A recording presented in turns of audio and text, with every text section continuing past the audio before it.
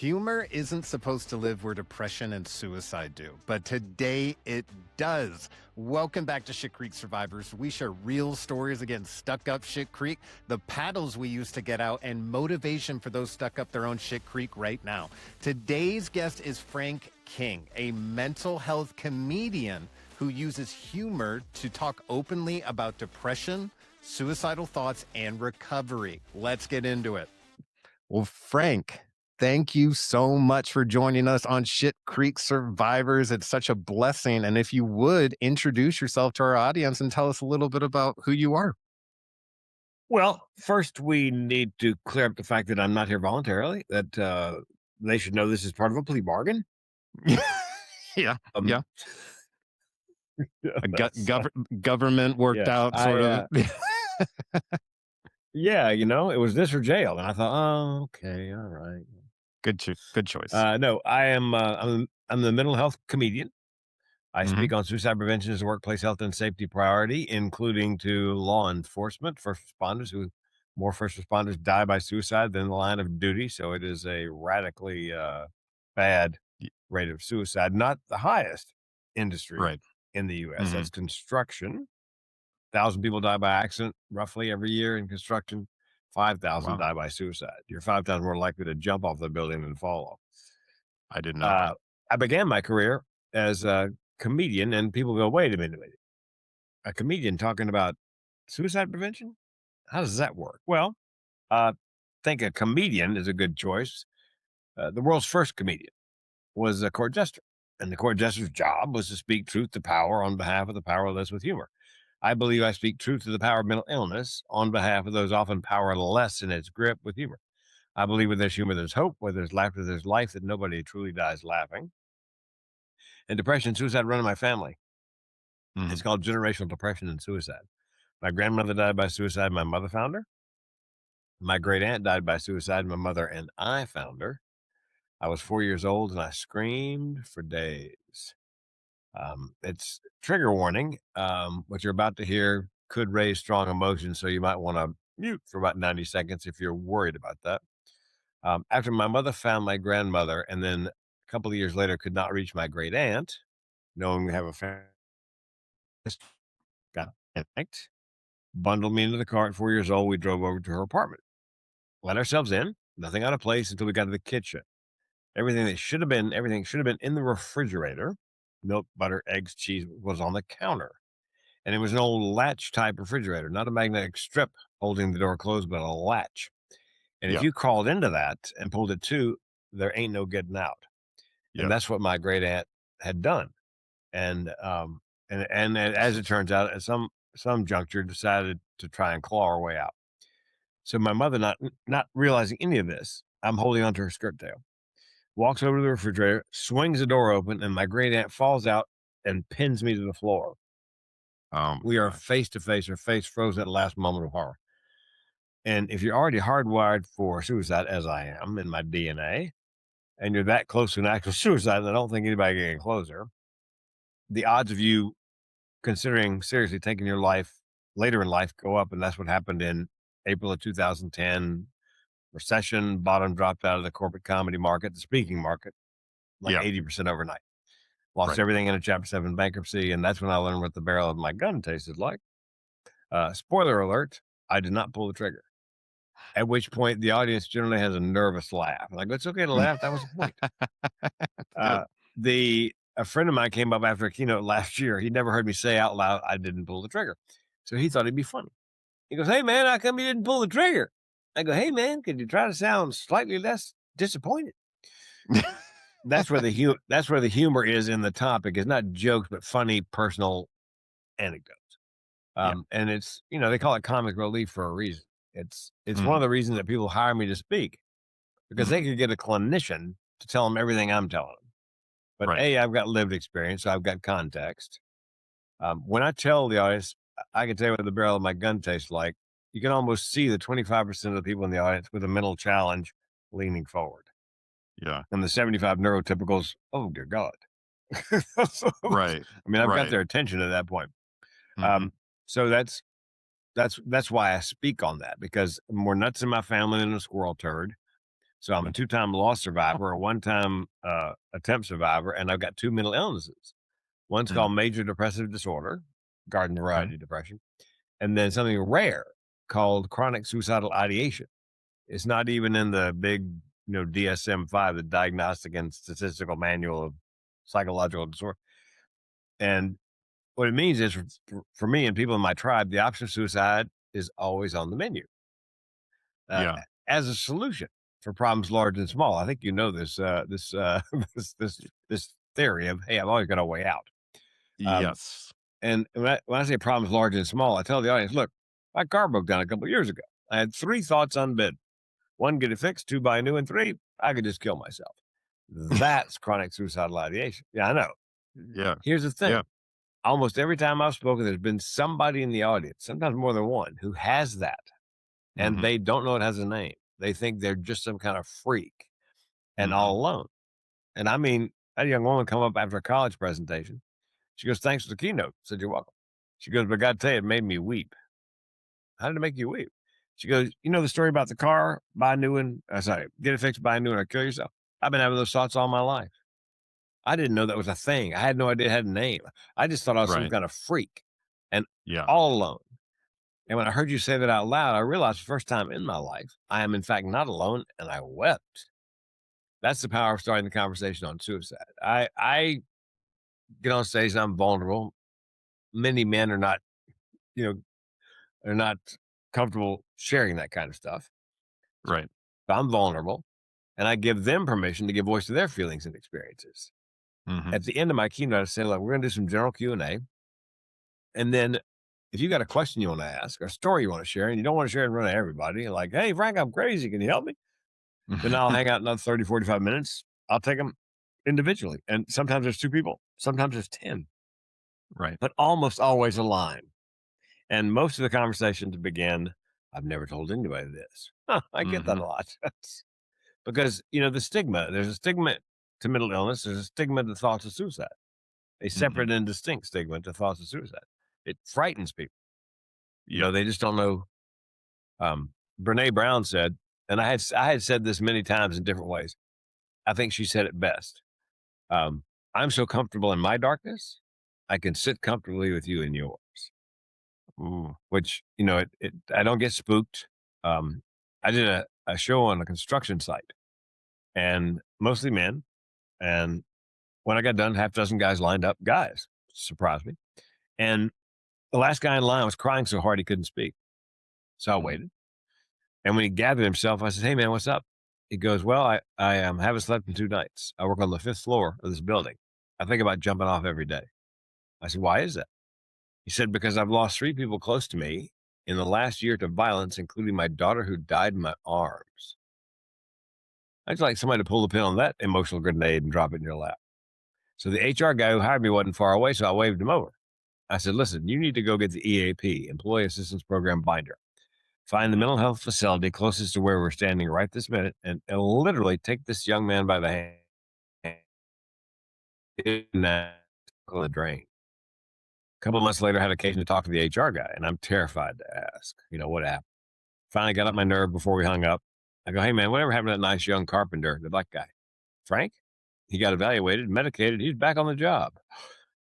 Yes.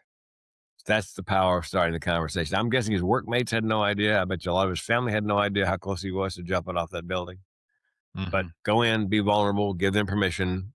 That's really my job. I feel like George Bailey, that I've been showing what people's lives might be like if I weren't there simply to tell my story and hear theirs. And if I were not there, if I killed myself, then I, in theory, could take a lot of those people with me who never had a chance to share their story. So I'm stuck. Wow. Yeah. I can't kill Wow. myself. Yeah, wait, that's a great way to Yeah. work around, yeah, that beautiful. Well, I'm so glad that you're here and you're helping people on a daily basis, and it is a lo it I've had the same thing where people come up to me afterwards or have contacted me on the street, and they're like, "Hey, I'm glad you talked about this. I didn't know anyone else was, even talking about this," and it is Yep. amazing to see, um if you're willing to tell your story and kind of put your shoulders back, even if it sounds embarrassing, people will grab onto it because they want authenticity. They want to see someone, who's been through it compared to just like a doctor who can just tell you, oh, maybe you should take this medicine and maybe you should work out. It's like, Yeah.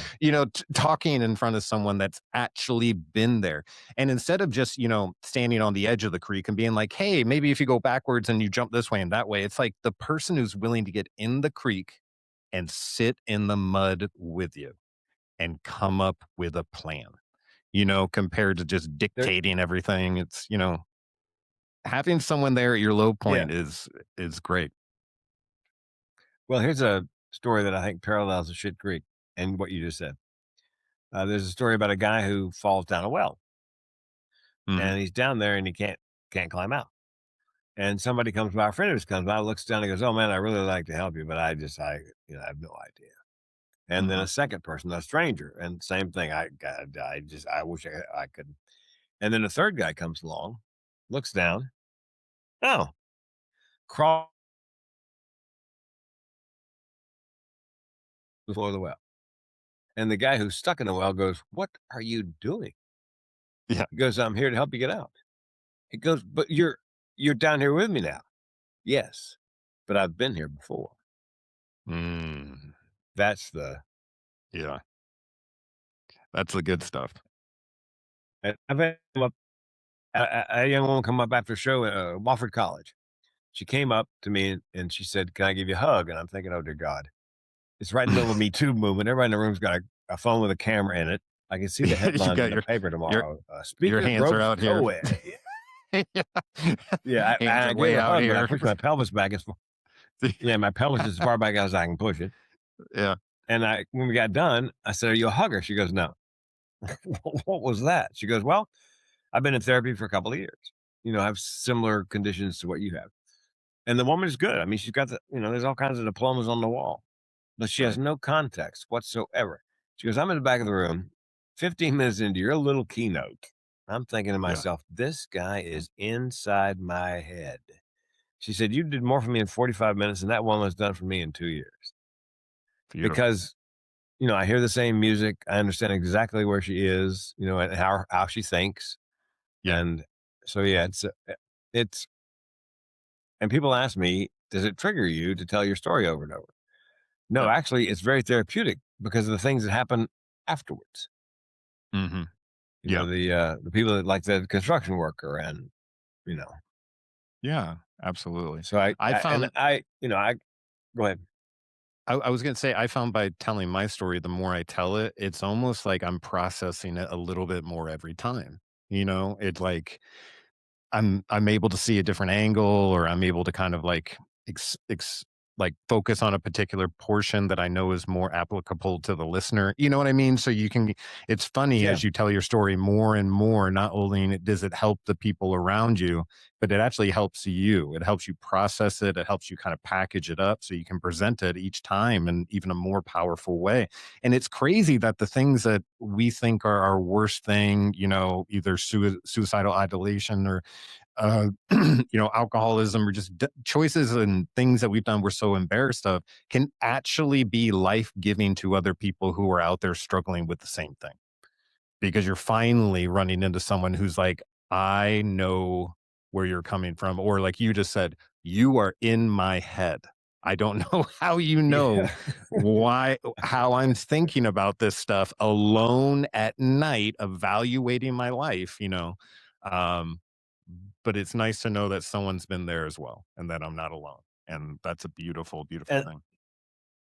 the George Bailey story came to me after a friend of mine whose dad had been in AA for 20 years, Mm, uh, from the time he was in his mid 40s to the time he passed away. mm, And somewhere near the end of those 20 years, somebody at a meeting asked him if he would drink again. And he said, no. He said, how can you know that? He said, because of all the people I've sponsored and all the people I will sponsor. If mm. I dive back into that bottle, I'm going to be taking people with me. Yeah. I So like that. kind of the You're building like, same yeah, thing. like you're building like that idea of responsibility. It's like, hey, you've got stuff to do and it's not just about you, which I appreciate Yeah. that. It makes the picture a lot bigger. You know what I mean? Instead of your tiny, isolated, like I was, tunnel vision. This is all I look through. Your vision can get bigger, and that ends up because when you're in fight or flight and just trying to survive, this is all you can see for the longest time until like you kind of let yourself develop, let yourself grow through the pain, let yourself go, where you need to go. And especially getting help. Getting help is not an easy thing, but I found that by speaking the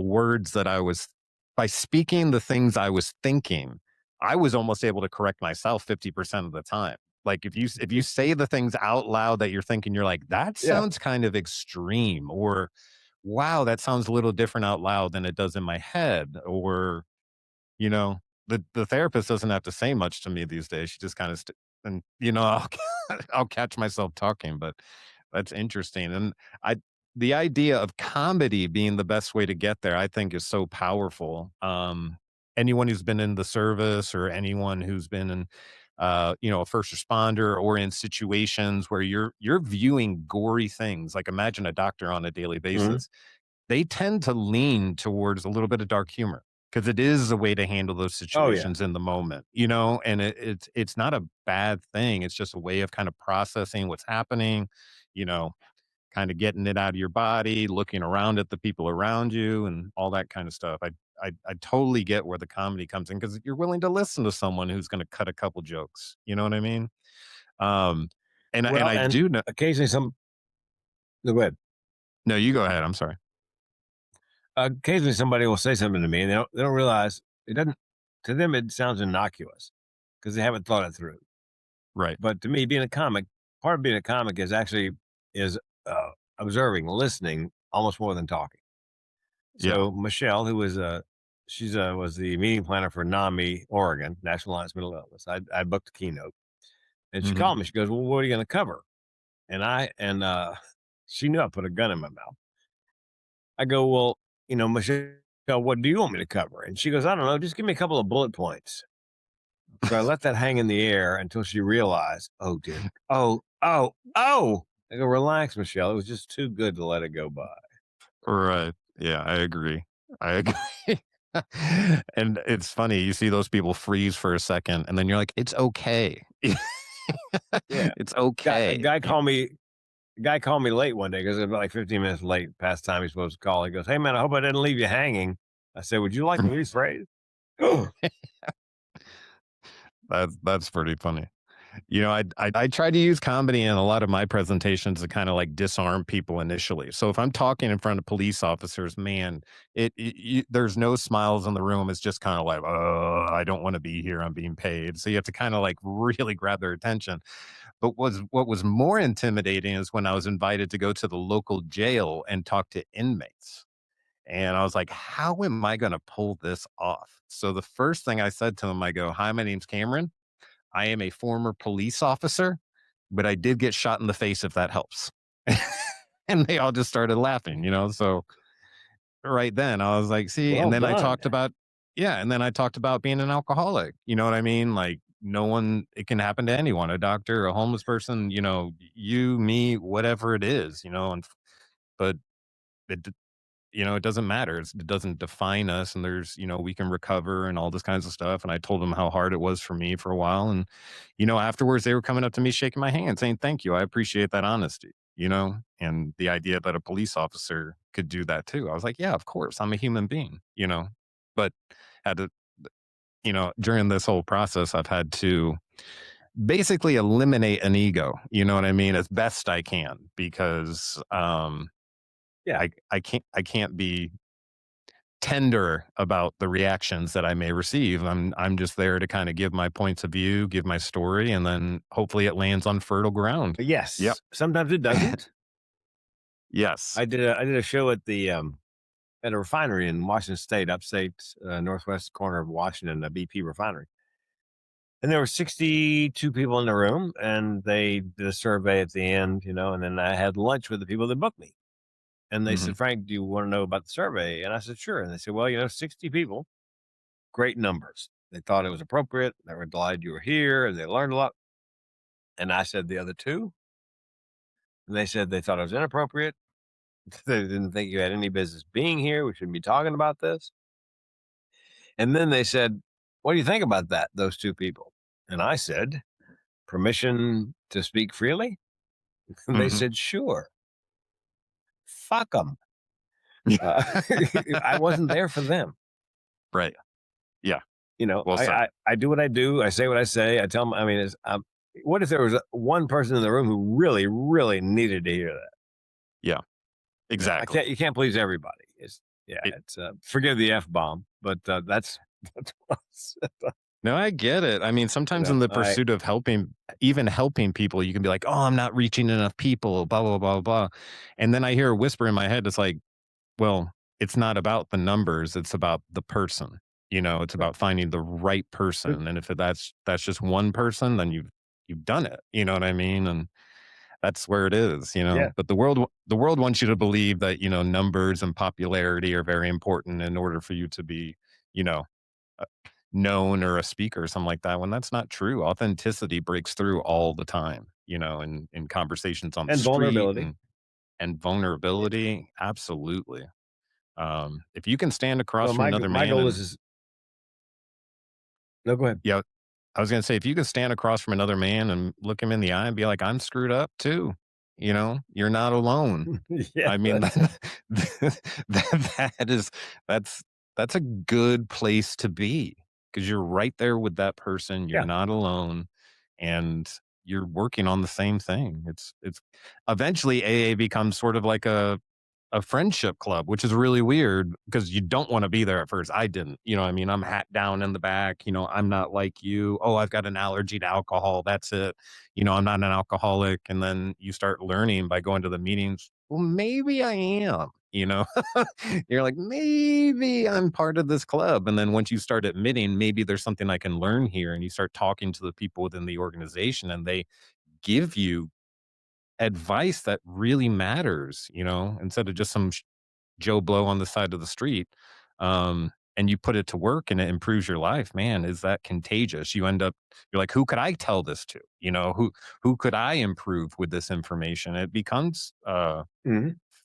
yeah, it becomes addictive because it feels good. It's like at one point you were in a place where you're so low, like I felt so low, I'm worthless. There's nothing. I look what I've done. Look at my story. It's terrible. And now I'm telling that same story to people and they're receiving it with like, "Oh, thank you for telling me that story." I'm like, "What?" It's crazy what we can do with these stories. And you've gone on to tell how many on TEDx? You've done like 13 events already? 13 just booked my 14th. Whoa. Wow. May I ask, is that a nerve? Well, you're a comedian. You've been on stage. You're used to crowds. So maybe that isn't Oh, a yeah. nerve. You're not a big deal. Actually, it's the one place where I get nervous Is it? because it's on when I can do my comedy, routine in my sleep. Hmm. And I've Hmm. almost done that where, I get to a cruise ship. You're not supposed to perform on a day when you just finished traveling 36 hours to get to the other side of the world. And Right. they're banging on your door and they go, the dancers can't because the weather's bad. Can you, sure, fine. Go up and do 2 45-minute shows after no sleep for 36 hours. Um, Wow. so it's, yeah, but TEDx is a one shot deal. Right. It's not it's material that I wrote, and I memorized the outline, I know the material, but I've never done it before, and Mm, it's gonna live forever on YouTube. So right. that makes me nervous. That's Yeah. about the one, but on stage as a comedian, I'm more comfortable up there than in real life. But That's in the interesting. TEDx, and by the way, um, the way I warm it up with police officers, law enforcement, I wanted to be a police officer. That was on my bucket list. And Hmm. when the recession hit, when I tried to kill myself, the I was 52, and somebody told me there's no age limit really. If you pass the fitness test, they got to consider you for hire. So Yeah. I was living in the state of Washington. I applied with 12 different departments, Oh, really? and I passed the fitness test 4 times. I was the oldest Hmm. person at the time to ever pass that fitness test. And so I tell them like, and then, you guys know there's a fitness test, and then there's a polygraph. And Mhm. apparently, the questions on that polygraph haven't changed in the last several decades. Because Mm. I told the story on stage in a cruise ship, and a guy came up after and goes, "Man, I had that polygraph 30 years ago. Same question." Yeah. So they ask you, they ask you questions in blocks: your driving history, your financial history, your sexual history, your criminal history, and then they wire you up, and they, a lot fewer questions. Well, one of the Yeah. questions on the test to this day is, "Have you ever had sex with a farm animal?" Comma, comma, if only by accident. I If said, only by accident.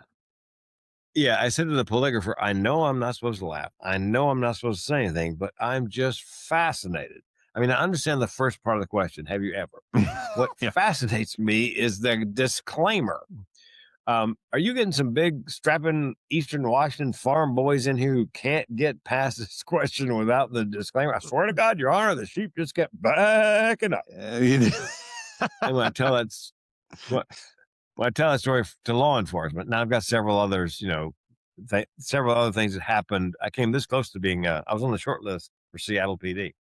Oh, cool. But they had a lot of guys coming back from Iraq and Afghanistan, young people who, and my Yeah. training officer was not supposed to tell me this, but he said, "Look, Frank, it wasn't anything you did or didn't do. You did great." He said, "But we got a lot of kids coming back. And, 3 years ago, nobody wanted these jobs. We'd take a shot at a 52-year-old guy going to the academy. But, Right. you know, so yeah, but I have several stories like that about the process. So by the Yeah. time I get done with those, yeah, Mhm.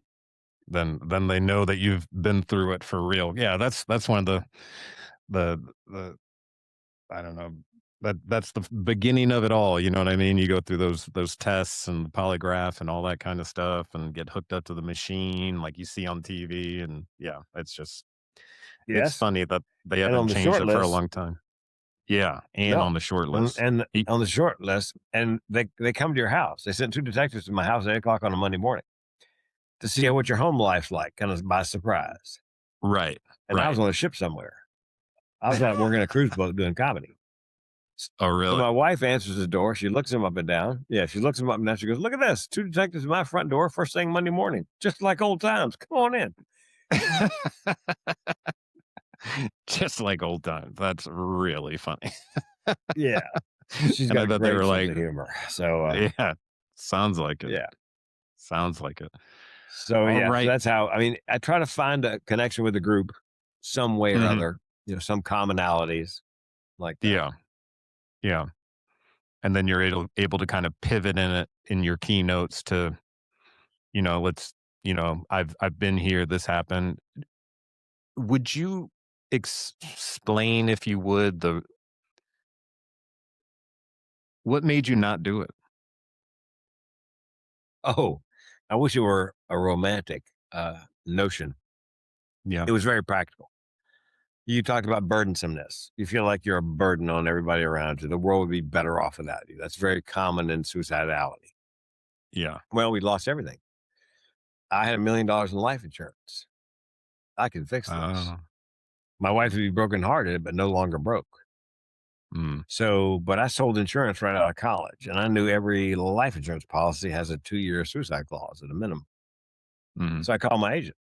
"Hey, man, how long have I had this policy?" He goes, "I don't know. I'll check." And we came back on the phone. He'd realized what I was asking. I wasn't asking how long I'd had it. I was asking for permission to kill myself. She Yeah. goes, "You've had it for 22 months and don't do it." Because he'd gotten phone calls like that. The policy had been Yeah. enforced and he delivered checks to the beneficiaries. So I had to wait 60 days to kill myself. I was not going to leave my wife broke and Right. brokenhearted. Right. So I had to wait 60 days. And fortunately, by the time 60 days had passed, I wasn't counting the days and the bankruptcy went Mhm. through, the phone calls stopped, things got, marginally better. And so I was able to, break the surface and take a deep breath and move on. So it wasn't my life insurance policy saved my life. Yeah. Isn't that funny? And Yeah, it it's is. It is. I mean, it's a if it that thing had been enforced, we would.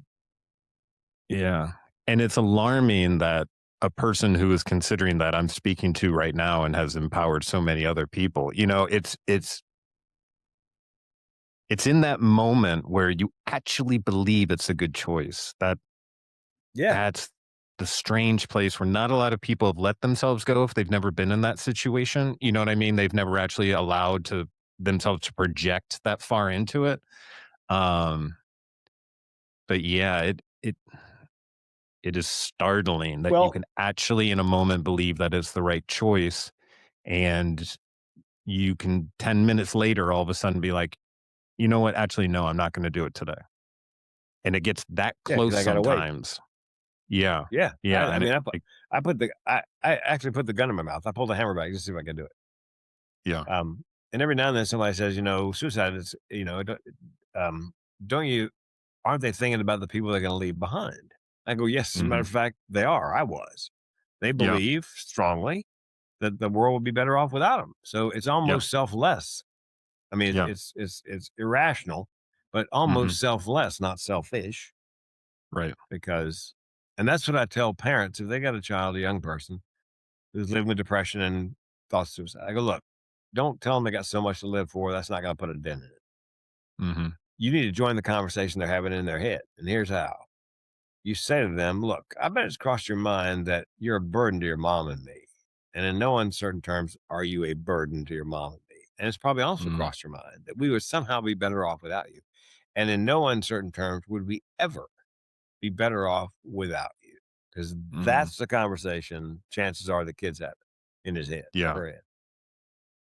Yeah.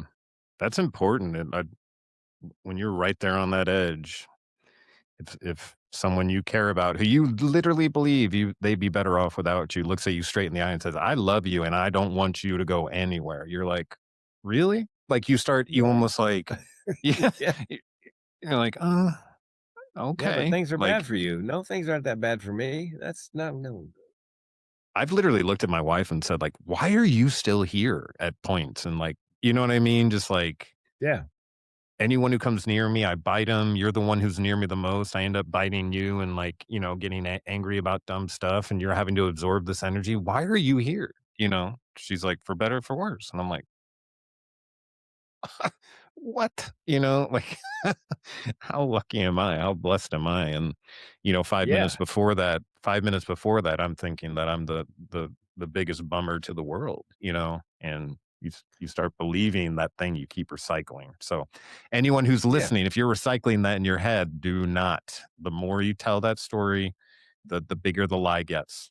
And yeah, you need guys like Frank. Frank's been there. I've been there. Mhm. You're not the only ones out there listening who are having those ideas, the idea of a gun in one hand and a bottle in the other, like John Wayne or something like that. That's where I was. It it it didn't make me feel better. You know what I mean? Playing that role of, "Oh, I'm John Wayne, hard done to dude. I got my whiskey, I got my gun," this sort of thing. And it was a lie. It made that feeling in me grow deeper and what's crazy is we let that fester, or I did, for so long until I was in a place where I felt hopeless. I just hope that Yes. anyone, yeah, who like, why I shouldn't have let myself go all the way to the point. But at the same time, hindsight's 2020, right? So all we can really do is like kind of share what's happened to us. Oh, But yeah. like, you don't have to go all the way to the point where you're going to collapse physically, mentally, and spiritually to ask for help. Like, if especially if you get the sense that you're getting into something you can't handle, please reach out for help, or, just talking to someone about not even what you're worried about for 10 minutes can actually help you. So, you know, you Yeah. just got to keep kind of going. And 10 minutes later, your mind can totally change. The chemicals can change and all that kind of stuff. And yeah, yeah. I'm so glad that Frank was able to come on today because, I mean, to have another brother in arms when it comes to actually being in that situation, and me realizing I'm not as crazy as, well, at least I'm as crazy as Frank, you know what I mean? And Frank's pretty cool. Yeah. Yeah. Frank gets to tell people just like we do how things go along in or around in his head, and people get set free by it, set free, thinking Yeah. that they're bound, thinking that they're, you know, that they're not worth much, and thinking about, maybe I shouldn't be here. And then someone like Frank gives a speech right in front of you, and all of a sudden you start crying because you realize you're not alone. That's beautiful. Yeah, I spoke on base at Fort Irwin, the National Army Training Center Very outside of cool. Barstow, California. Yeah, Wow. it's 30 miles off the freeway, and they call it the world's largest longest cul-de-sac. It Mhm. just dead ends into and they did a survey. 30% of the soldiers in an anonymous survey said they'd had thoughts of suicide the previous year. Yeah. So they brought me in, and I did a couple of keynotes. And at the end, second keynote, I did the general Q&A, and a young man said, "Do you think the Army's doing enough for mental health?" I go, "Well, I can't speak for the entire Army, certainly, but I can tell you, I believe Fort Irwin is. That's why I'm here." And I Mhm. didn't know the general who ran the place was standing right behind me holding a microphone. I didn't know he was there. And so I said, "Here's the deal, soldiers. Fort Irwin gives a shit." I turn, I see the star in the middle of his chest because, they wear it there now so they don't get picked off by snipers. And I looked at that star and I turned back to the audience and said, "Anybody besides me poop your pants at that moment? Anybody?" And the general steps up into the microphone and he goes, "Soldiers, Franklin's exactly right. Fort Irwin gives a shit. Good. So it needs to come from the top." Mhm. And 3 months later, I got a DM from the base psychologist. He said, "Frank, a soldier walked into my office this morning, stood there at my desk and just said, 'I'm depressed and I'm suicidal and I'm here because Frank King said I had to tell somebody.'" Oh, Yeah. yeah. My That's goal is to save equity. a life a day. Yeah, that is equity. I tell you what, when I was laying on the ground, I thought I was dead. The first thing I thought was I didn't love enough people. That was my first thought because I was about to meet my maker. I was like, I didn't love enough people.